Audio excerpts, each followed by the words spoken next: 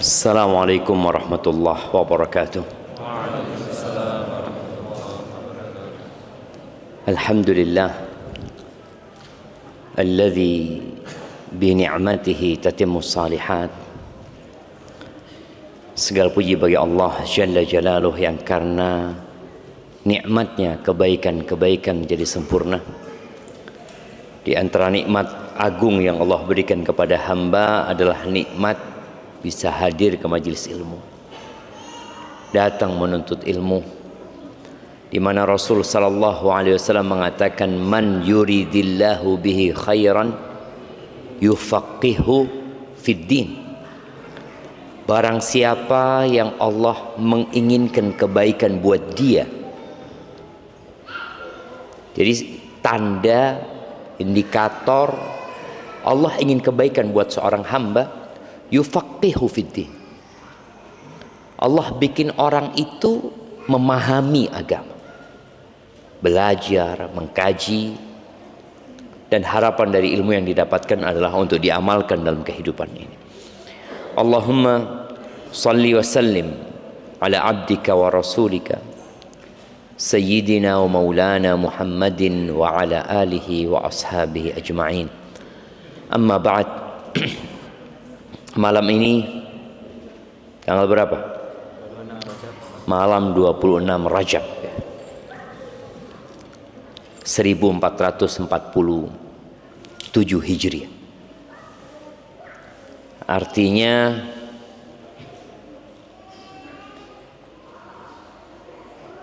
tahun 1447 Hijriah itu menunjukkan hijrahnya Nabi Muhammad SAW. Tapi kalau bicara diutusnya Nabi Muhammad SAW, maka 1400 berapa jam? 60. Rasulullah SAW diutus ketika berumur 40 tahun, lalu beliau berhijrah setelah 13 tahun dari dakwah beliau di kota Mekkah Al-Mukarramah. Maka dari diutusnya Nabi Muhammad SAW, tahun ini adalah tahun 1460 Hijriah. Sebagian umat Islam mungkin ada yang merayakan Isra dan Mi'raj. Ada di antara mereka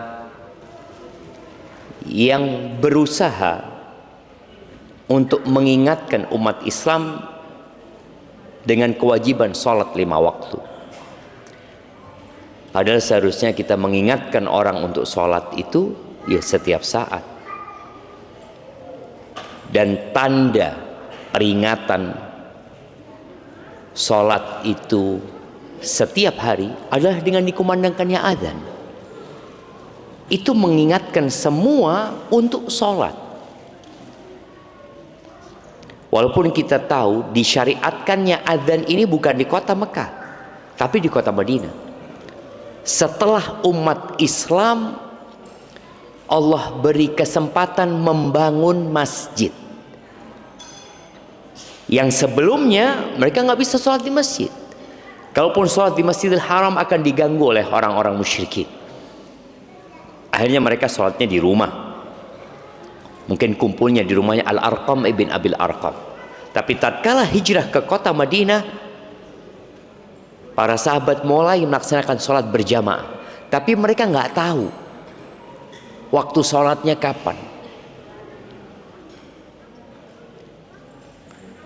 Mereka taunya dari melihat matahari. Kadangkala mereka datang ke masjid, nunggu lama baru sholat zuhur. Atau kadangkala mereka ke masjid, sampai masjid sudah bubar. Karena belum ada panggilan azan. Yang kemudian terjadi khilaf di antara para sahabat, atau ketika Nabi SAW bermusyawarah dengan para sahabat untuk menetapkan dengan cara apa mengingatkan orang akan masuknya waktu sholat. Ada yang berpendapat bagaimana kalau pakai api, ada yang berpendapat bagaimana kalau pakai buk ya, pakai lonceng, ada yang pakai seperti trompet, seperti sangkakala yang sampai hari ini digunakan oleh orang-orang Yahudi, atau pakai lonceng yang sampai hari ini digunakan oleh orang-orang Nasara, oleh suara yang tidak bermakna. Itu suara mengingatkan tapi nggak ada maknanya. Akhirnya Allah Azza wa Jalla berikan mimpi kepada salah satu sahabat, maka ditetapkan azan. Panggilan itu adalah kata-kata, bukan sekedar suara tanpa makna. Itulah peringatan. Subuh diingatkan, zuhur diingatkan, asar diingatkan. Ahibati fillah, syariat Allah ini diturunkan bukan untuk mempersulit hidup manusia. Di surat Thaha di ayat kedua dan ketiga, di ayat pertama Allah mengatakan Thaha ma anzalna alaikal qur'ana litashqa. Kata Allah, tidaklah kami menurunkan Al-Quran ini untuk membuatmu menderita, kesulitan, sengsara, tidak. Karena ada orang-orang yang beranggapan syariat ini memberatkan, membuat orang hidupnya tidak bebas. Padahal syariat datang untuk mengantarkanmu kepada kebebasan yang sebenarnya. Illa tadhkiratan liman yakhsha. Al-Quran diturunkan sebagai peringatan. Buat siapa? Buat orang-orang yang takut. Takut dengan adanya azab. Takut dengan adanya siksaan yang Allah sudah ciptakan dan Allah persiapkan untuk orang-orang yang tidak taat. Jadi Al-Quran turun bukan untuk membuat orang sengsara hidupnya, tapi Allah jadikan syariat ini rahmah, kasih sayang.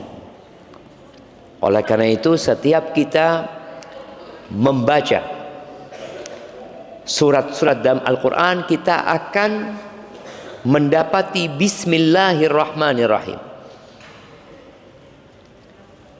kecuali di surat At-Taubah. Tapi subhanallah, 114 surat itu Bismillahirrahmanirrahim ada berapa? 114 surat Bismillahirrahmanirrahimnya ada berapa? 100 berapa? 114. 114 ya. Walaupun ada satu surat yang tidak disebutkan Bismillahirrahmanirrahim. Terus di mana yang ke 114? Di surat An-Naml ya. Anak kasih hadiah buat antum, masya Allah. Kasihkan kami yang ngomong surat An-Naml ya. Di surat An-Naml ketika Nabi Sulaiman kirim surat kepada Ratu Saba, dibawa surat itu oleh burung hudhud. Ternyata isi surat itu wa innahu Bismillahirrahmanirrahim. Jadi di surat An-Naml ada 2 basmalah. Basmalah yang di awal surat, di awal setiap surat, dan basmalah dalam suratnya Nabi Sulaiman alaihi salam. Jadi Allah turunkan Al-Quran sebagai rahmat, wa nur, dan cahaya yang menerangi jalan manusia, wa dalilan ilal jannah. Itu ucapan Qatadah ketika menafsirkan ma anzalna alaikal Qur'an litashqa. Qatadah mengatakan, tidak, demi Allah, Al-Quran diturunkan untuk membuatmu menderita, walakin akan tetapi Allah jadikan sebagai kasih sayang, cahaya, wa dalilan ilal jannah, dan sebagai petunjuk menuju ke surga Allah Azza wa Jalla. Ahibati fillah, tidak ada satupun aturan Allah dan ketentuannya kecuali ditetapkan untuk maslahat manusia. Tidak ada satupun ketetapan Allah, baik itu perintah atau larangan, melainkan untuk maslahat manusia, baik dalam rangka menjaga agamanya, atau menjaga jiwanya, atau menjaga akalnya. Kenapa khamr dilarang umpamanya? Kenapa narkoba dilarang? Dan kita lihat negara kita perang melawan narkoba. Islam sudah 1447 tahun yang lalu. Dan pelarangan itu dalam rangka menjaga agama, menjaga jiwa, dan menjaga akal. Beberapa waktu yang lalu di Jember, di mana? Di Gebang, yang ada mati itu gara-gara miras ya. Iya, berapa yang mati? 4 orang, sisanya belum mati. Ya, ada kritis katanya apa, dan yang jelas nunggu mati semuanya. Tapi di sini Allah menjaga akal manusia, menjaga agamanya, menjaga jiwanya, dan menjaga keturunannya. Kenapa Allah haramkan zina? Bagaimana ketika zina diperbolehkan? Perempuan akan punya anak, tidak tahu bapaknya siapa, kayaknya itu bapaknya. Kenapa mirip ini sama itu? Tidak akan jelas. Bagaimana tahu-tahu antum di rumah antum mendapati laki-laki yang baru berzina dengan istri antum? Na'udzubillah min dzalik. Allah jaga kehidupan ini dan untuk menjaga harta. Kenapa dilarang riba? Kenapa dilarang merampok, mencuri? Dan kalau kita melihat orang-orang yang akhirnya melakukan pencurian motor, rata-rata hasil curiannya itu apa dipakai untuk bayar SPP anaknya? Jemaah, curanmor itu kira-kira hasilnya dipakai apa? Dipakai judol, dipakai miras, dipakai berzina. Maka subhanallah, Al-Quran dan syariat Allah turun ini benar-benar untuk kebutuhan manusia. Dan Allah tidak butuh dengan kita. Allah nggak butuh antum datang ke masjid ini. Ketika dikumandangkan azan di masjid-masjid yang lalu kita mendengarkan, jangan pernah berpikir oh Allah butuh kita datang ke masjid. La. Allah Azza wa Jalla berfirman di surat Fatir ayat 15, ya ayyuhan nas, wahai umat manusia, antumul fuqara'u ilallah. Kata Allah, kalian itu yang membutuhkan Allah, kalian fakir. Tatkala Allah bikin sumbatan di jantung antum, tatkala Allah buat yang namanya ginjal tidak berfungsi, tatkala Allah buat empedu itu nggak lagi ada fungsi, kemana kita akan pergi? Kedua mata yang Allah berikan, Allah bisa ambil. Tidak sedikit orang-orang yang hidup dapat melihat, tapi di tengah perjalanan hidupnya Allah ambil kedua mata. Jadi ingat, kita yang butuh sama Allah Azza wa Jalla. Wallahu wal ghaniyul hamid. Allah yang maha kaya dan maha terpuji, tidak butuh dengan ibadah kita. Dalam sebuah hadis yang diriwayatkan oleh Imam Muslim, Rasulullah sallallahu alaihi wasallam mengatakan, qala Allahu Azza wa Jalla, Allah berfirman, ini disebut dengan hadis qudsi. Apa kata Allah? Ya ibadi, innakum lan tablughu dhurri aw dharri fatadurruni wa lan tablughu naf'i fatanfa'uni. Wahai hamba-hambaku, kalian tidak akan pernah mampu mencelakai aku, menimpakan bahaya kepada Allah, menimpakan musibah kepada Allah. Nggak bakalan bisa. Dan kalian juga tidak akan pernah mampu memberikan manfaat kepadaku, kata Allah Azza wa Jalla. Nggak bakalan. Lillahi mulkus samawati wal ard. Milik Allah kerajaan langit dan bumi. Bumi yang kita pijak, rumah yang kita tempati, motor yang kita kendarai, berangkas yang kita isi uang di sana, tabungan-tabungan kita, milik siapa? Lillah. Milik Allah Azza wa Jalla. Kalaupun antum dikasih hak kepemilikan, sebenarnya itu hanya HGB. HGB, hak guna bangunan. Kalau motor hak guna HGM. Hanya nggak milik, hanya memakai saja. Engkau pakai, selesai kembalikan. Dan kita melihat tatkala Rasul sallallahu alaihi wasallam menyembelih seekor kambing. Sebagian kita itu nyembelih kambing kalau akikah doang ya. Kalau enggak kurban. Nabi alaihi salatu wasallam kadang-kadang nyembelih kambing untuk dibagikan saja. Beliau nyembelih kambing dan ngomong sama Aisyah, bagikan. Akhirnya Rasulullah SAW pulang ke rumah. Beliau bertanya kepada Aisyah, "Mada baqiya?" Apa yang tersisa dari kambing kita? Kata Aisyah radhiyallahu taala anha, tinggal dhira, tinggal kaki depannya aja. Satu kaki depan. Ini sebuah cara pandang yang keliru. Maka Nabi alaihi salatu wasallam mengatakan kepada Aisyah, baqiya kulluha illa dhira'uh. Yang tersisa semua kambing itu kecuali kaki depan. Ternyata yang disedekahkan itu yang jadi milik, itu yang milik kita. Yang kita makan jadi kotoran, selesai.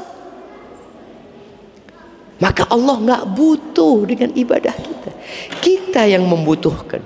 Siapa yang patuh, ya dia menyelamatkan dirinya sendiri, dan siapa yang menolak, ya dia merusak kehidupannya sendiri. Ahibati fillah, carut marut kehidupan. Kalau tema kita hari ini, karena ini hidupmu berantakan. Kita melihat dunia secara umum. Lalu kita memandang kepada negeri kita, yang kalau mungkin bahasa berantakan tidak tepat ya. Kepala-kepala daerah, menteri-menteri yang akhirnya harus mendekam di penjara umpamanya. Ini kalau kita bicara secara negara. Kita melihat musibah yang datang silih berganti di berbagai tempat ya. Bicara masalah sosial, politik, ekonomi, dan semuanya berusaha untuk memberikan solusi. Setiap terjadi pergantian presiden, maka presiden yang baru akan berpikir apa solusi yang tepat. Ketika berganti gubernur, gubernur akan berpikir, dia tahu ada masalah di daerah kekuasaannya dan ingin memberikan solusi. Ketika terjadi pergantian bupati, dan boleh jadi sudah berulang kali berganti, tapi kok masalah itu seakan-akan tidak berhenti. Yang ada mungkin bertambah. Anak ketemu dengan salah satu perwira di kepolisian. Dia menyebutkan bahwasanya hampir atau seluruh penjara yang ada di Indonesia itu overload. Dan negara harus ngasih makan tuh penjahat-penjahat. Ada yang ngasih makan penjahat selama 15 tahun. Ada yang ngasih makan penjahat selama 20 tahun. Itu negara yang kasih makan. Dan dia mengatakan sebenarnya bukan negara, Ustaz. Rakyat yang memberi makan penjahat-penjahat itu. Iya. Maka akhirnya ada perubahan KUHP ya. Ada KUHP juga yang dirubah. Semua berusaha untuk mencari solusi agar negeri ini tidak berantakan. Tapi itu mungkin permasalahan yang terlalu besar untuk kita bicarakan. Di rumah tangga kita, dalam kehidupan pribadi kita, kadang-kadang kita melihat masalah kita juga nggak selesai-selesai gitu. Maka jangan pernah antum menyelesaikan masalah yang besar sebelum menyelesaikan masalah diri antum sendiri. Karena ada cerita seorang yang mengatakan dia ingin merubah dunia. Bertahun-tahun dia berusaha untuk memikirkan bagaimana cara merubah dunia ini supaya lebih baik. Ternyata dia nggak berhasil. Akhirnya dia berpikir, aku akan merubah negeriku untuk menjadi lebih baik. Setelah bertahun-tahun dia nggak sukses. Kemudian dia berpikir, aku akan merubah kotaku. Berusaha dia untuk merubah kotanya untuk menjadi lebih baik, tidak sukses. Akhirnya dia berusaha untuk merubah kampungnya dan kembali tidak sukses. Lalu setelah dia agak tua, dia merasa ternyata aku harus merubah keluargaku sendiri. Tapi ternyata juga masih berantakan. Baru dia sadar ternyata yang aku harus lakukan adalah merubah diriku sendiri. Jadi semua dimulai dari diri kita. Kemudian baru keluarga kita. Gimana antum akan menyelesaikan urusan keluargamu kalau engkau masih punya PR sama dirimu sendiri? Dan subhanallah, yang pertama dihisab pada hari kiamat itu apa? Salat. Yang pertama dihisab itu adalah salat. Dalam hadis yang diriwayatkan oleh Abu Dawud dan Tirmidzi dan Imam Nasa'i dari Abu Hurairah radhiyallahu taala anhu, Nabi alaihi salatu wasallam bersabda, Inna awwala ma yuhasabu bihil abdu yaumal qiyamati min amalihi salatuhu. Dari semua amalan manusia, semuanya, yang pertama dihisab itu adalah salatnya. Engkau haji, engkau sedekah, engkau umroh, engkau puasa, engkau berzikir, engkau beristighfar, engkau menyambung silaturahim, engkau berbakti sama orang tua, apa saja yang engkau amalkan dalam kehidupan ini, yang pertama akan dihisab salatuhu, salatnya. Lalu kata Nabi alaihi salatu wasallam, fa in saluhat faqad aflaha wa anja. Kalau salatnya benar, maka dia telah sukses dan telah berhasil, nggak bakal berantakan hidup. Wa in fasadat faqad khaba wa khasir. Tapi kalau ternyata rusak salatnya, maka dia merugi dan sengsara hidupnya. Fa in intaqasa min fardhatihi syai', apabila ternyata pada waktu hisab nanti salat wajibnya ada kurang. Bicara kurang ini para ulama mendetailkan, boleh jadi jumlah salat wajibnya yang kurang karena dia pernah tidak salat, atau sifat salatnya yang kurang sempurna.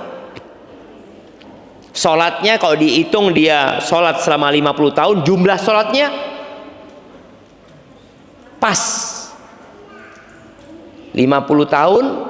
Kalau dia salat sejak umur 7 tahun, anggap ketika anak-anak, atau umur 10 tahun atau umur 15 tahun ketika dia sudah baligh, itu dihitung salatnya full. Dia nggak pernah meninggalkan salat sama sekali. Tapi ternyata kurangnya bukan di jumlahnya, kurangnya di kualitas salatnya. Maka ketika ada kekurangan, Allah Azza wa Jalla berkata, unzuru hal li abdi min tatawwu'. Lihat, perhatikan, apakah hambaku ini punya salat sunnah? Ada sebagian kita yang salatnya cuma salat wajib ya, nggak pernah sunnah sama sekali. Boleh jadi wajibnya tadi secara kualitas banyak kurangnya. Ketika dilihat nggak punya salat sunnah orang ini, ya sudah ditulis kurang, nggak bisa disempurnakan. Tapi kalau dia punya tatawwu, fayukammal biha man taqasa minal fardhiyah, maka kekurangannya itu akan dilengkapi dengan salat-salat sunnahnya tadi. Maka berusaha jamaah kita untuk punya salat sunnah. Ahibati fillah, dari semua perintah yang Allah tetapkan untuk hambanya, ternyata yang dilakukan rutin dalam sehari 5 waktu, dilaksanakan dalam semua kondisi, mau antum sehat atau antum sakit, itu sholat 5 waktu. Antum sakit di rumah sakit, antum sedang mau dioperasi, wajib nggak sholat? Tetap wajib sholat. Kecuali antum tidak sadar, separah apapun, orang lumpuh tidak dapat menggerakkan kedua kakinya, tidak pula dapat menggerakkan kedua tangannya, dia hanya berada di atas ranjang. Apakah gugur kewajiban sholat? Tidak. Dalam kondisi perang, di medan perang, subhanallah, pada saat perang Khandaq, Umar bin Khattab itu datang, sudah masuk waktu maghrib. Dia mengatakan kepada Rasul sallallahu alaihi wasallam, "Ya Allah, ya Rasulullah, semoga Allah memenuhi perutnya orang-orang musyrikin itu dengan api," kata Umar bin Khattab. Mereka membuat kita ketinggalan sholat asar. Bayangin, ini perang karena mereka penjagaan parit dan musuh terus menyerang. Sholat khauf tidak mungkin dilakukan karena jumlah pasukan sangat sedikit.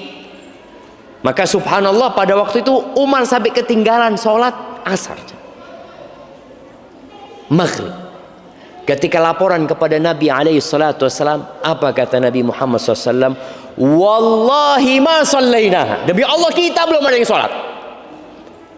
Nggak ada yang sholat pasukan itu yang bersama Nabi SAW. Itu satu kejadian. Kejadian lainnya, mereka sholat zuhur, asar, maghrib, isya di waktu isya. Kondisinya mencekam dan menakutkan. Itu terjadi, tapi nggak ada cerita yang meninggalkan sholat. Dalam kondisi perang pun tetap wajib sholat. Nabi juga mendoakan buat orang-orang musyrikin agar Allah memenuhi kuburan mereka dan rumah mereka dengan api. Gara-gara membuat para sahabat jadi nggak bisa sholat. Tapi tadi kewajiban tidak gugur. Antum naik pesawat wajib nggak sholat? Wajib. Naik kapal laut wajib sholat. Naik motor tinggal berhenti antum naik motor. Tapi subhanallah, dalam semua kondisi. Anda ingat dengan cerita Abdullah bin Unais. Abdullah bin Unais ini dipanggil sama Nabi SAW setelah kekalahan umat Islam di perang Uhud. Ya Abdullah, kata dia, aku minta engkau membunuh satu orang, Khalid bin Sufyan al-Hudhali. Abdullah bin Unais ini nggak punya rasa takut, seorang pemberani. Nabi tahu, maka dia utus sendirian, nggak bawa pasukan, sendirian. Di mana dia ya Rasulullah? Dia sedang mengumpulkan pasukan untuk menyerang kota Madinah. Dia ada di dekat Arafah sana, di Mekah sana. Ana lupa nama lembahnya itu. Sifhu li ya Rasulullah, tolong engkau gambarkan buat aku seperti apa orangnya. Karena nggak ada foto dulu jemaah. Nah, kayak gini orang nih, kau bunuh nih orang ini, nggak ada. Maka minta sifhu.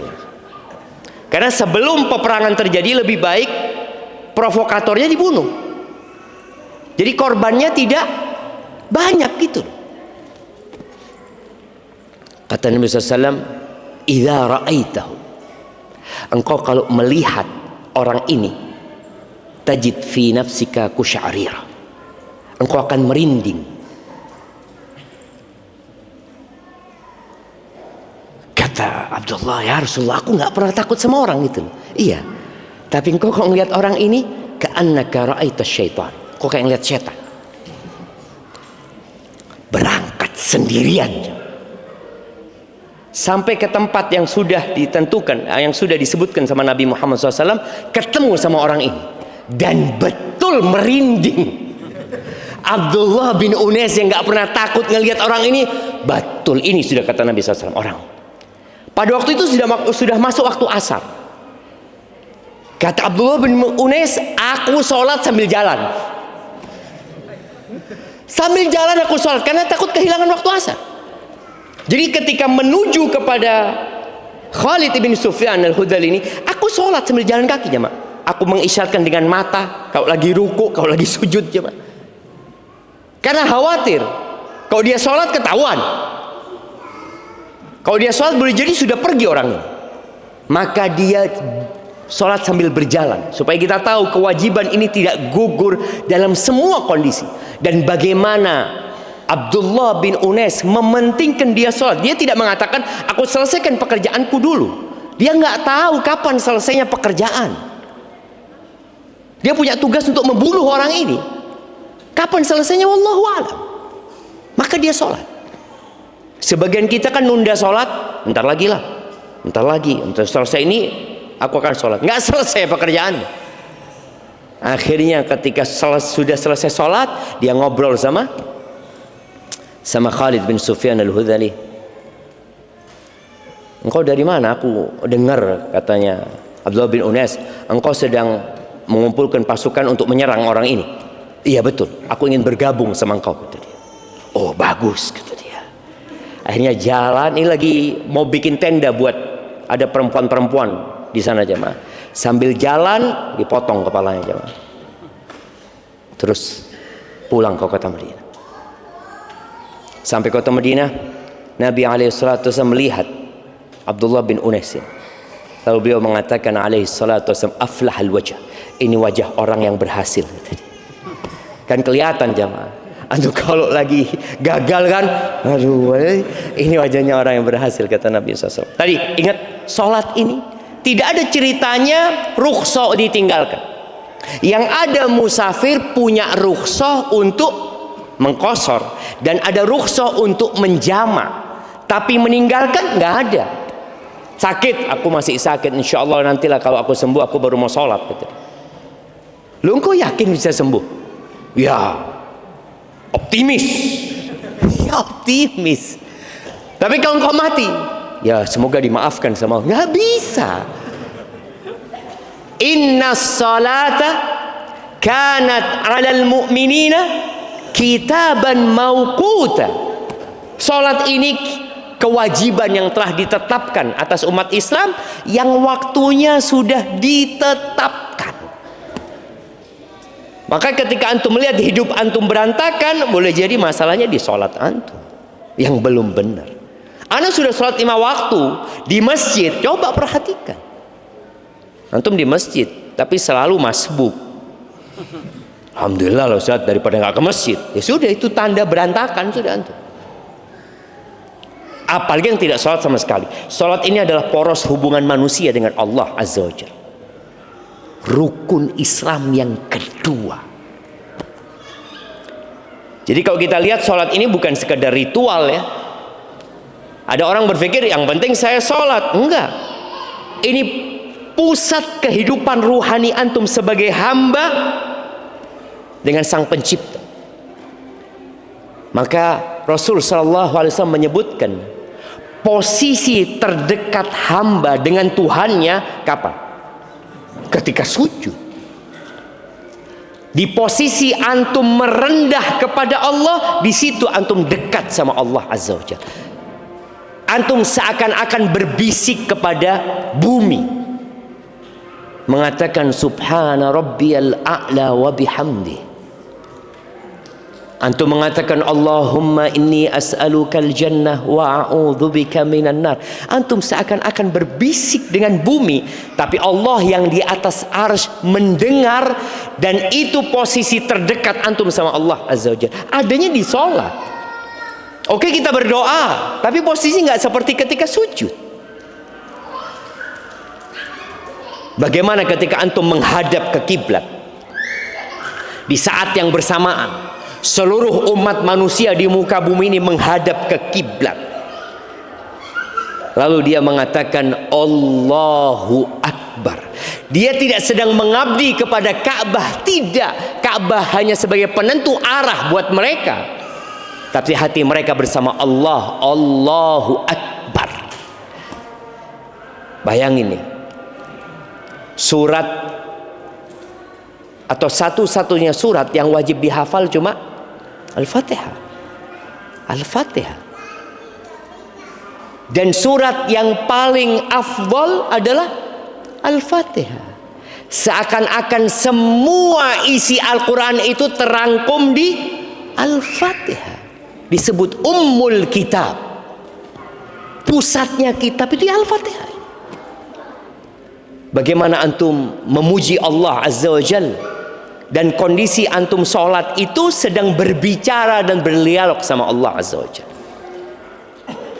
Idza qala abdi alhamdulillahi rabbil alamin, qala hamidani abdi, hambaku sedang memujiku. Ar-Rahmanir Rahim, athna alayya abdi, hambaku mengulangi pujiannya, sanjungannya kepadaku. Maliki yaumiddin, majjadani abdi, hambaku sedang mengagungkanku. Kita sedang ngobrol sama Allah.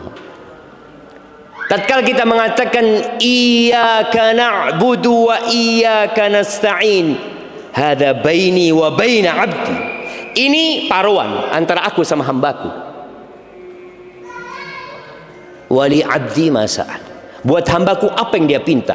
Lalu kita mengatakan ihdinas siratal mustaqim.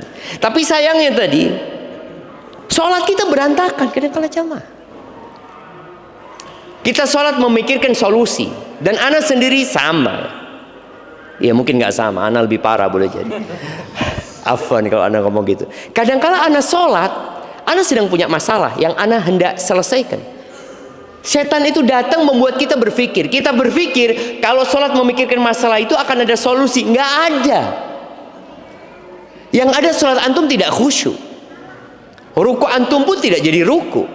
Karena antum memikirkan solusi apa ya Allah, kira-kira solusinya bagaimana kalau seperti ini, bagaimana kalau seperti ini. Padahal solusinya ketika antum mengatakan subhana rabbiyal a'la, fokus subhana rabbiyal a'la, subhana dzil jabaruti wal malakuti wal kibriyai wal azama, maha suci Allah yang memiliki segala kekuasaan, segala keperkasaan, segala keagungan. Allah yang punya segalanya. Lalu kenapa engkau harus memikirkan masalah itu ketika sholat? Engkau sedang berbicara sama Allah. Maka ingat tadi, yang punya utang, gak usah mikir antum gimana ya bayar utangnya. Allahu Akbar, subhana rabbiyal azim wa bihamdi. Itu utang, apa anda harus jual aset? Ya apa? Terus dia memikirkan solusi. Enggak. Maka tadi ingat bahwasanya sholat ini poros hubungan hamba dengan Tuhannya, tolong dijaga. Makanya Allah Azza wa Jalla mengatakan wa aqimis sholata lidzikri, dirikan sholat untuk mengingatku engkau. Ahibati fillah, jangan sampai kesibukan kita dengan dunia membuat kita lupa dengan sholat. Di surat Al-Munafiqun ya, kita tahu orang-orang munafik ini paling berat untuk sholat di masjid, khususnya sholat isya dan sholat subuh. Di surat Al-Munafiqun ayat 9 Allah Azza wa Jalla mengatakan ya ayyuhalladzina amanu la tulhikum amwalukum wala auladukum an dzikrillah. Wahai orang-orang beriman, jangan sampai harta-harta kalian, kita bicara harta ya, kesibukan kita dengan usaha, dengan pekerjaan, dan anak-anak kalian itu membuat kalian lalai dari mengingat Allah. Para ulama tafsir, sebagian mereka menafsirkan an dzikrillah anis salawatil khams, tentang sholat 5 waktu. Jadi itu zikir yang wajib. Zikir yang lainnya boleh sunnah, tapi zikrullah yang wajib sholat 5 waktu. Dan Allah tidak minta banyak, 5. Dari 24 jam yang diminta cuma berapa menit ya. Kalau kita sholat ke masjid lah yang laki-laki, sholatnya berapa menit? Ya mungkin 10 menit. Ya kalau antum datang pas qomat 10 menit lah, atau terlalu panjang 10 menit. Karena kita lihat banyak orang-orang itu memilih masjid dalam rangka bukan mengejar kualitas, tapi hanya mengejar kuantitas. Yang penting sholat. Anak sholat di masjid sebelah, bacanya apa? Alhamdulillah, baca kulhu, terus qul a'udzu bil falaq. Kan sah sholatnya Ustaz? Sah, sahih, betul, sholatnya sah. Tapi kenapa engkau nggak cari masjid yang Sholatnya lebih khusyuk. Yang penting ana cuma menunaikan kewajiban. Karena ana setelah itu mau kerja, oke, nggak apa-apa. Artinya sudah gugur kewajibannya, tapi kualitas sholatnya belum tentu maksimal.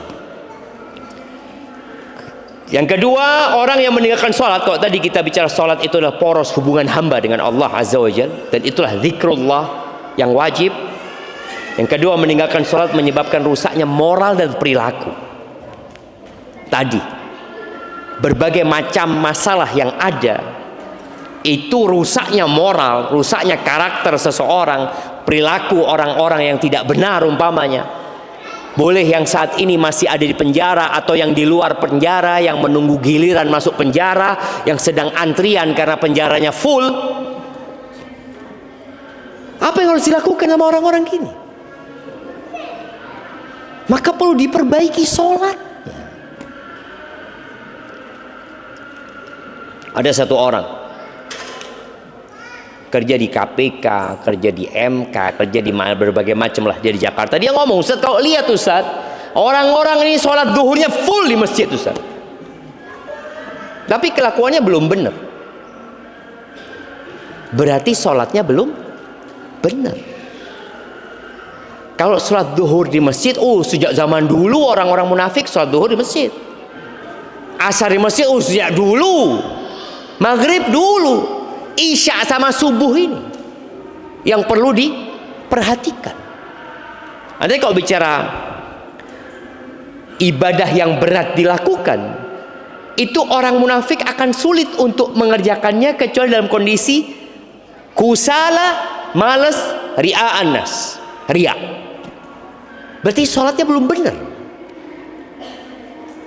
Fawailul lil musallin alladzina hum an salatihim sahun, alladzina hum yuraun.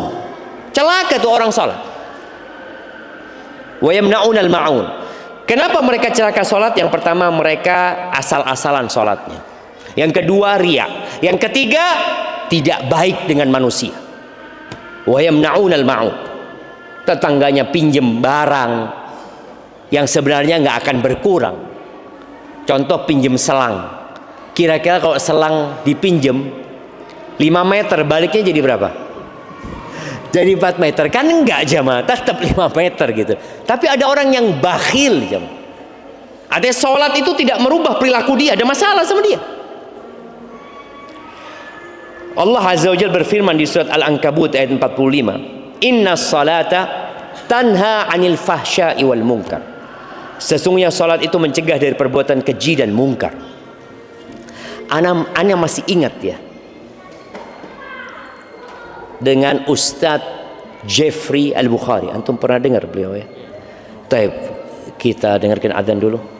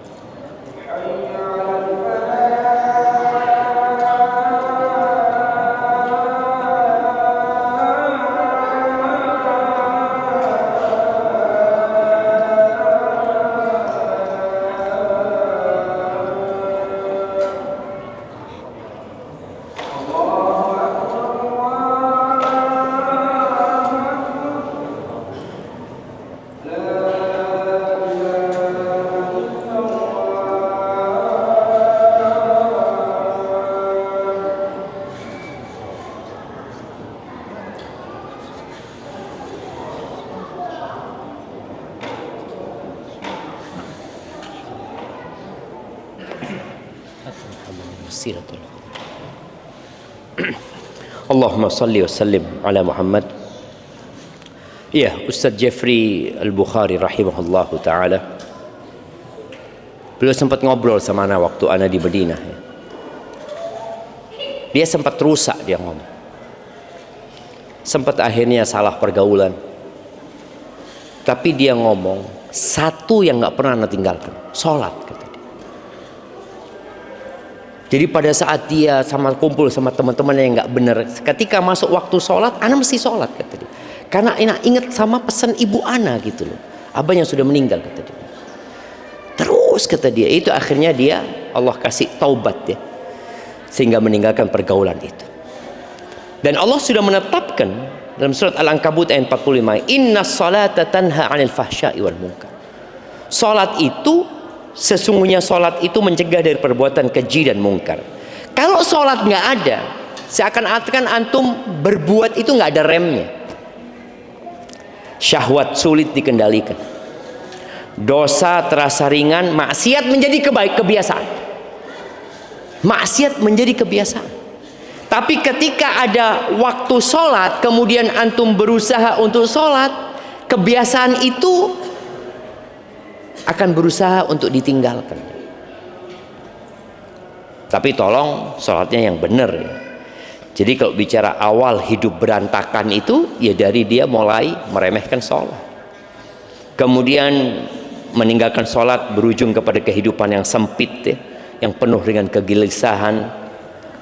Karena memang tubuh manusia ini tercipta dari dua.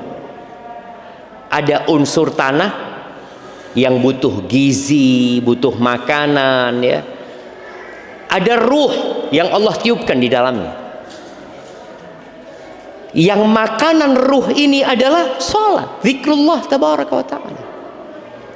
Makanya Allah Azza wa Jalla di surat Thaha ayat 124, setelah menyebutkan bahwasanya Allah akan turunkan peringatan dan petunjuk, faman ittaba'a hudaya fala yadhillu wa la yashqa, barang siapa yang mengikuti petunjukku maka dia tidak akan tersesat dan tidak akan sengsara hidupnya. Wa man a'rada an dzikri, barang siapa yang berpaling dari mengingatku.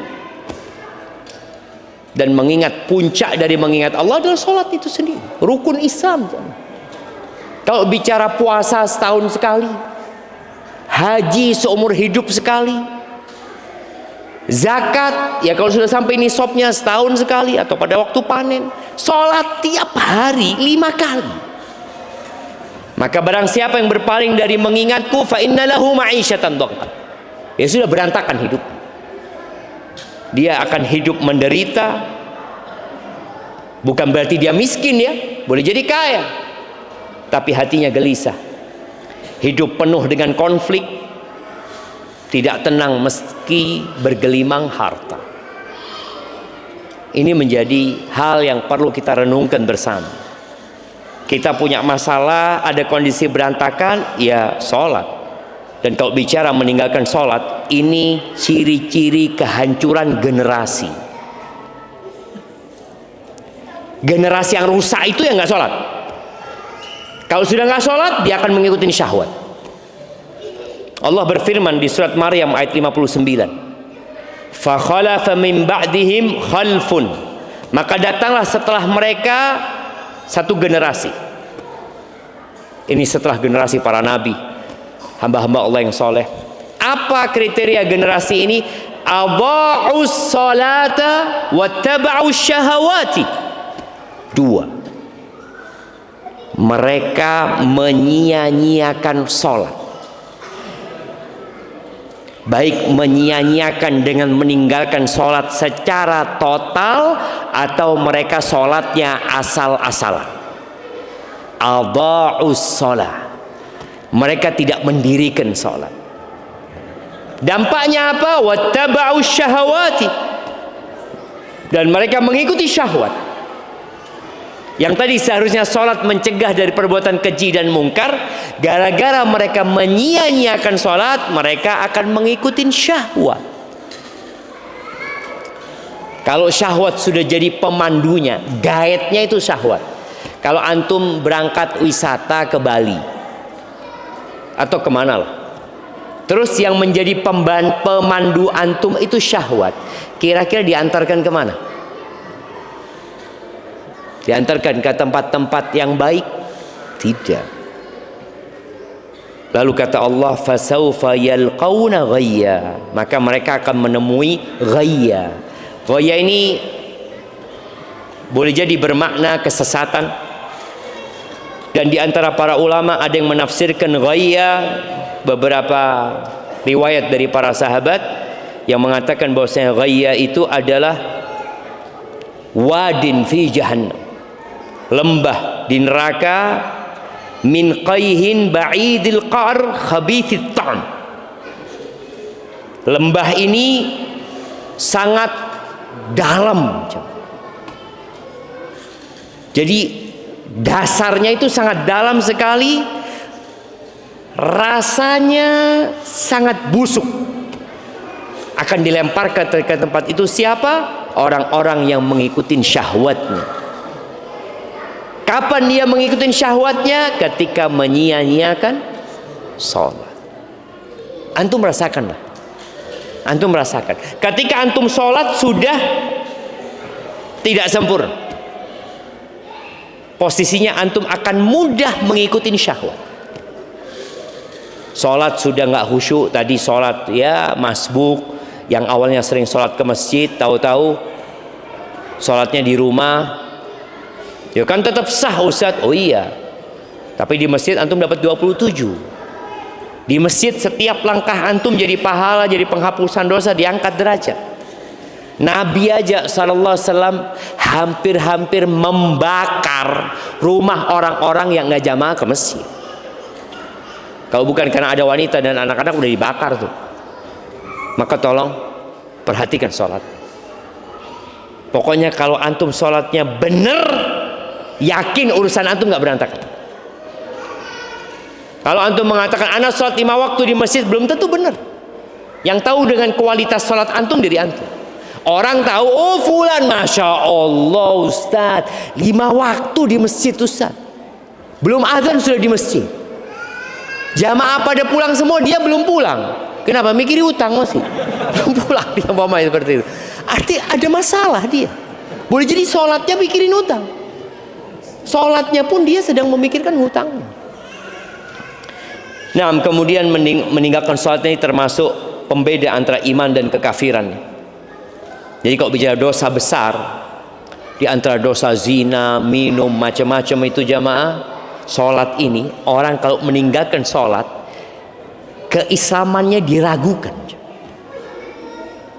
Ada sebagian mengatakan muslim, ada yang mengatakan sudah keluar dari Islam, dia diminta untuk bertobat. Kalau tidak mau tobat, dipenggal kepalanya, murtad. Dalam mazhab Syafi'i enggak, dibunuh tapi tidak murtad, baik hukuman saja buat dia. Dan yang jelas kalau antum nggak sholat atau sholatnya berantakan, maka akan hilang berkah dalam kehidupan kita. Rumah tangga antum, kehidupan usaha dan kerjaan antum. Tapi kalau orang jaga sholat, apapun masalahnya insya Allah bisa dikontrol. Sholat ini mengajarin kita disiplin. Waktunya ditetapkan. Sebelum waktu, umpamanya antum, ana mau sholat duhur Ustaz, insya Allah besok jam 10 Ustaz. Supaya apa? Supaya termasuk orang yang mensegerakan sholat, pahalanya lebih banyak. Nggak bisa. Antum mau sholat jam 10 nggak diterima. Sholat duhur jam 4 nggak diterima. Waktunya sudah ditetapkan. Anak kayaknya sholat subuh besok, mulai besok anak sholat subuh insya Allah 7 rakaat. Kenapa kata dia? Anak banyak dosanya Ustaz. Ditambah dosa lagi antum 7 rakaat. Karena sholat sudah ditetapkan jemaah. Barakallahu fiik. Jadi ahibati fillah, jangan pernah memutuskan hubungan sama Allah. Ingat ketika antum tidak sholat, antum memutuskan hubungan sama Allah Azza wa Jal. Antum mengundang kegelisahan dalam hidup antum. Antum sedang menghancurkan rumah yang antum bangun. Tadi bahasanya hidup antum akan berantakan.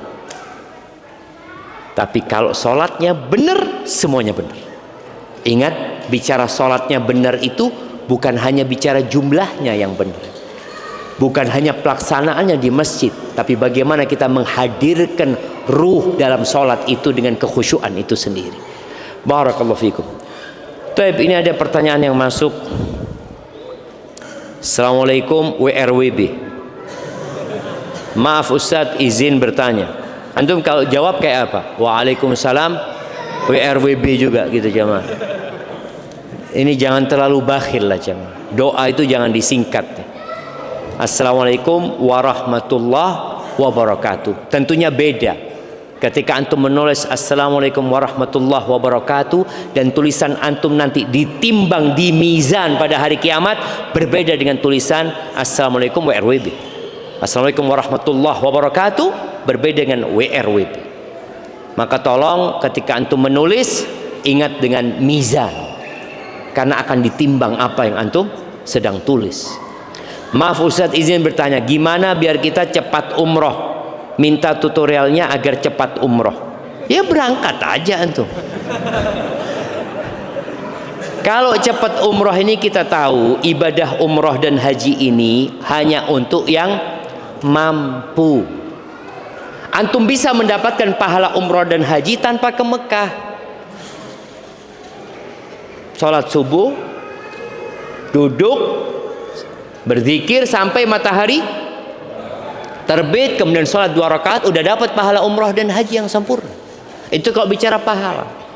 Tapi kalau antum bicara anak ingin umroh Ustaz, anak ingin ke Mekah, anak ingin melaksanakan tawaf di Baitullah, anak ingin sa'i di sana, bagaimana supaya bisa cepat ke sana? Ya antum nabung. Nabung. Jangan berpikir seperti orang-orang yang ikut judol, kalau menang nanti saya mau umroh. Tidak jamaah.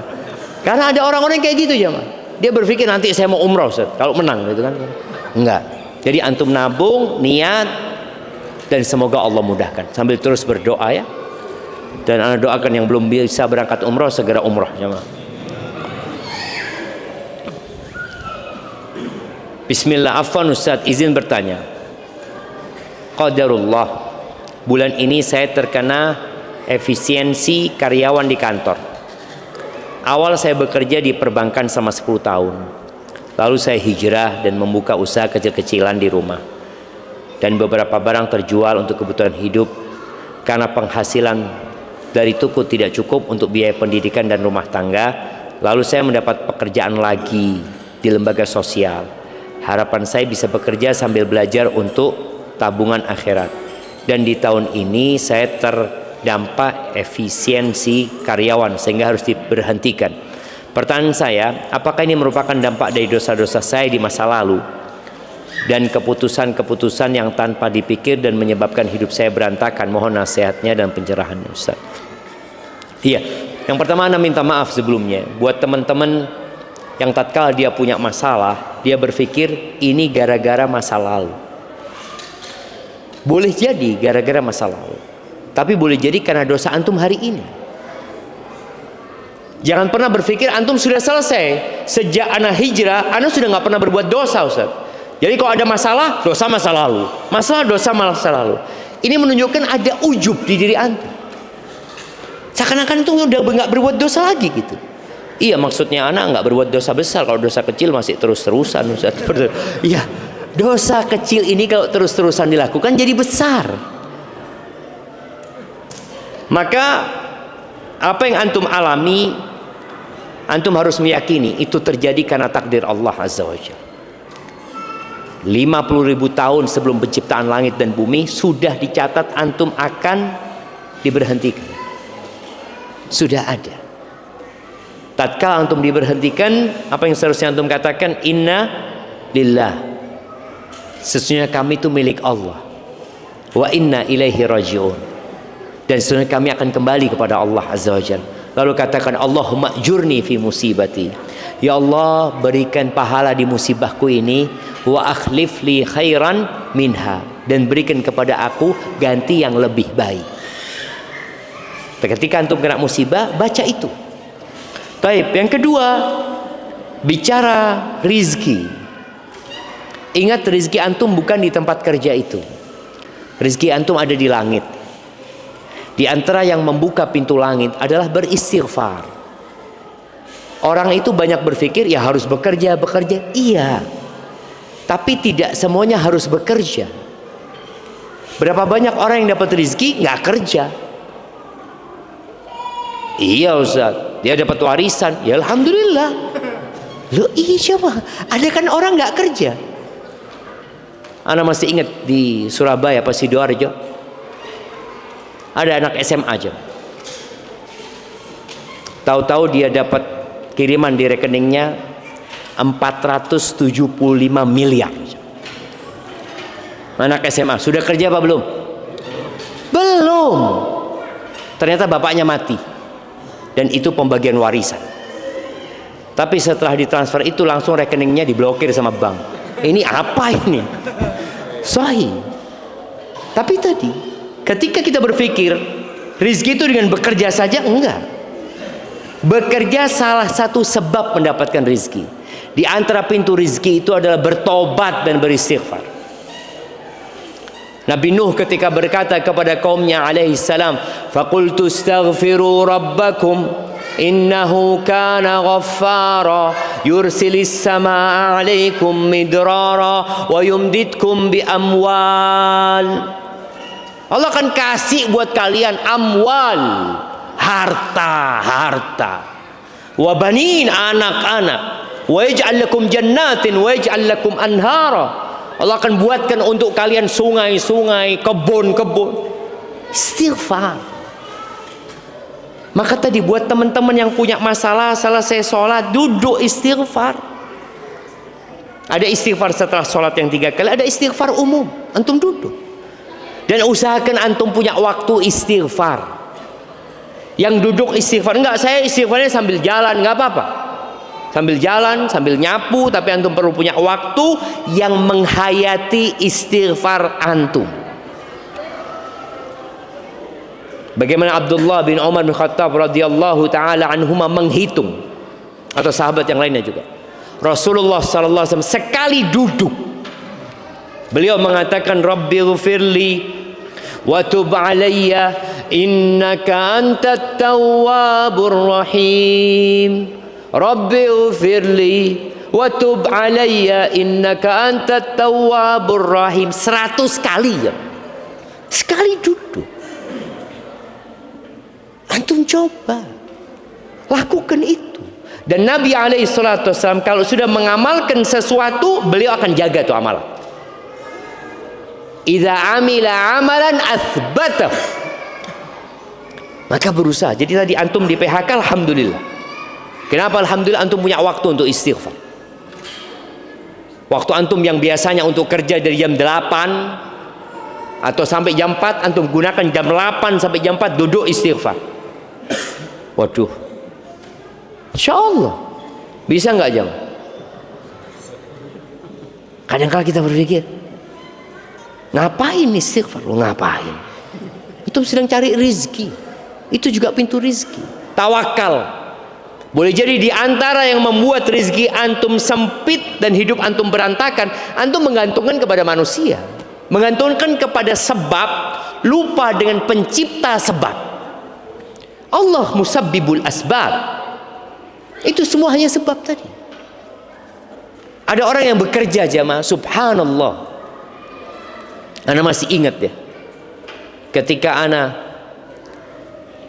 mahasiswa di Madinah, ya banyaklah tanggungan, banyak tanggungan. Tahu-tahu ada orang datang ngurus jemaah haji. Ya dia cuma telepon anak, "Ustaz bisa ketemu Ustaz?" Anak ngomong, "Ahlan wasahlan." Datang kepada dia, terus dia kasih amplop sama anak. "Apa ini bang?" "Hadiahlah buat Ustaz," kata dia. "Ya Allah zaklah." Anak buka, isinya $1.000. $1.000 sekarang 16 juta. Ya Allah, mahasiswa dapat duit segitu jemaah. Allahu Akbar. Nggak ada kerjaan yang Anda lakukan. Tapi tadi tatkala kita minta sama Allah, rizki akan datang dari arah yang tidak sangka-sangka. Yang pernah Ana sampaikan ketika selesai pulang dari umroh, Ana COVID, nggak bisa umroh, pulang, akhirnya ya Ana menanggung utang ya. Ana sampai utang sama istri Ana pada saat itu, nggak punya uang. Tahu-tahu ada orang yang WA Ana, Ustaz, Umi minta nomor rekening Ustaz. Buat apa bang, kata dia. Nggak tahu, kayaknya ya mungkin dia tahu Ana sedang susah. Tahu-tahu dia kirim 30 juta. Ana lihat, mana? Ana berpikir di mana ada orang mau ngasih duit 30 juta. Mungkin kalau kerja, ngisi ceramah, mereka kasih amplop, oke, itu mungkin masih dipikirin. Ini nggak ada apa-apa, jamaah. Tidak ada apa-apa. Dia cuma ngomong, Umi kok kepikiran sama Ustaz, kata dia. Bukan Umi Ana, Uminya dia. Transfer, jamaah. Masya Allah. Maka anak ingat sama orang itu terus. Karena dia ya berbuat baik di saat anak nggak berbuat baik apa-apa sama dia. Artinya itu bukan balas budi, tapi orang hanya ingin berbuat baik. Siapa yang menggerakkan hatinya? Allah Azza wa Jalla. Jadi jangan cuma antum berpikir kerja. Ada orang kerja terus, tahu-tahu majikannya kabur, nggak dibayar. Ada jamaah, ada orang-orang yang kerja tapi nggak dibayar. Assalamualaikum warahmatullahi wabarakatuh. Izin menyampaikan titipan pertanyaan dari teman saya. Saya mahasiswa tingkat akhir jurusan gizi yang sedang kehilangan arah. Jujur Ustaz, saya sedang berada di titik yang sangat membingungkan. Saya insya Allah sebentar lagi lulus, tapi saya terasa tidak punya gairah, passion untuk melanjutkan profesi ini. Padahal saya tahu ini profesi yang mulia. Saya ingin pindah jalur, tapi takut ini hanya pelarian atau mengikuti ego semata. Mohon nasihatnya Ustaz, bagaimana cara membedakan keinginan yang merupakan petunjuk Allah dengan bisikan hawa nafsu yang ingin lari dari tanggung jawab ilmu, dan bagaimana cara menemukan tujuan hidup sebagai hamba agar jalan yang saya pilih kelak benar-benar menjadi ibadah, bukan sekedar pelarian untuk menenangkan diri. Jazakallah khair. Ya, ini hal yang biasa dihadapi oleh mahasiswa di semester akhir ya. Ana juga pernah menghadapi masalah seperti itu. Tapi Ana ingat pada waktu semester 6 waktu itu, apa semester 7 ya, yang tahu-tahu Ana kehilangan semangat untuk belajar. Hilang semangat itu. Itu yang disebut dengan futur ya. Futur, dari semangat tahu-tahu jadi nggak semangat. Apa yang perlu dilakukan? Yang pertama, orang itu harus meminta petunjuk kepada Allah Azza wa Jalla. Dia perlu istikharah, minta pilihan dari Allah. Boleh jadi ada orang-orang yang dia kuliahnya pertanian, kerjanya teknik. Ada jamaah. Kita punya salah satu tim IT di kampus kita itu lulusan pertanian, tapi dia jadi tim IT gitu. Ya dia katakan anak tetap menanam Ustaz, tapi menanam chips, menanam apa gitu, menanam. Tetap yang ditanam beda gitu loh, seperti itu. Tetap ada yang dia tanam di situ Mama. Tadi antum perlu minta petunjuk. Maka kalau dikatakan apakah ini godaan atau karena memang antum sedang futur. Kalau bicara gizi, mungkin antum akan bisa memberikan manfaat yang banyak buat orang lain. Tapi biasanya posisinya memang sedang jenuh dengan belajar, sedang jenuh dengan yang antum tekuni. Maka usahakan sholat istikharah, lalu bermusyawarah. Bermusyawarah ini orang itu harus dengar. Antum itu tadi mau lari dari ini kemana? Karena ada orang yang kuliah itu bukan karena keinginan dia jurusan itu, tapi karena jurusan yang lain sudah tutup. Ada yang seperti itu. Dia kuliah sekedar menghabiskan waktu. Dan ini masalah besar. Ini juga masalah buat negeri kita. Dulu lulus SD langsung bekerja. Dulu lulus SMP langsung bekerja. Lulus SMA, Masya Allah jamaah. Sekarang S2 nggak kerja. S2. Masalahnya apa? Jadi kadang-kala masalahnya memang ya orang berpikir saya harus jadi pegawai di tempat itu. Akhirnya kalau bicara jadi pegawai, Kalau tempat itu sudah full, nggak bisa aku bekerja di tempat itu. Terus di sana juga penuh, PT itu sudah penuh, nggak ada. Tadi yang terkena efisiensi itu harus keluar juga.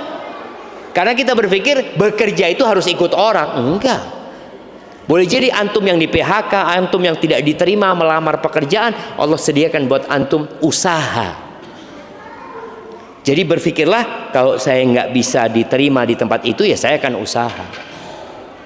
Seorang sahabat yang datang kepada Nabi alaihissalatu wasallam mengeluh dia tentang kebutuhan hidupnya, yang akhirnya Nabi berikan kepada dia apa? Kapak dan tali. Cari kayu sudah. Apakah sekarang mungkin mencari kayu? Ya, kemarin banjir di Sumatera itu gara-gara cari kayu itu sama. Iya, artinya sekarang masih mungkin cari kayu, tapi dengan cara yang benar gitu jamaah. Cari kayu itu masih bisa, kayu bakar atau apa. Ada, subhanallah, orang yang jual kayu bakar. Dia jual kayu bakar pakai sepeda. Antum pernah lihat yang ditumpuk-tumpuk? Naik sepeda dia keliling jamaah. Akhirnya setelah itu dia jualan kayu yang besar-besar. Setelah itu subhanallah, dia jualan akar-akar pohon. Lalu Allah berikan rizki kepada dia, dia bisa ekspor ke Jepang. Padahal dia tidak bisa membaca dan menulis, buta huruf. Supaya kita tahu juga rizki itu tidak bergantung dengan ijazah. Jangan antum berpikir kalau antum S2 rizkinya lebih banyak daripada yang lulusan SMA. Belum tentu. Ada yang S2 kerja sama yang lulusan SMA. Ada. Maka tadi berkaitan dengan ini, ya coba diajak musyawarah atau musyawarah dengan teman antum yang bisa memberikan arahan.